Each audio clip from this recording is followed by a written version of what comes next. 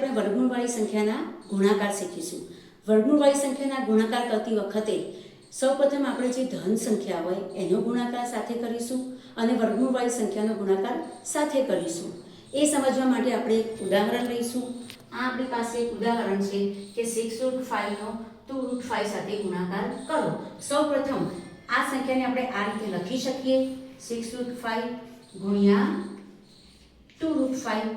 હવે જુઓ આ 6 અને 2 બંને ધન સંખ્યા છે એટલે આપણે ધન સંખ્યા જોડે લઈશું 6 ગુણ્યા 2। હવે જે આ બાકી વધી રહેલી સંખ્યા છે √5 અને √5 એ બે સંખ્યાનો સાથે લઈશું। હવે જુઓ 6 દુ તો 12।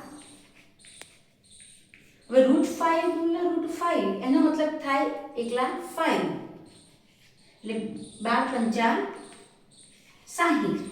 આ આવી ગયો આપણો આન્સર। જો તમને અમારો વિડીયો પસંદ આવ્યો હોય તો લાઈક અને શેર જરૂરથી કરજો।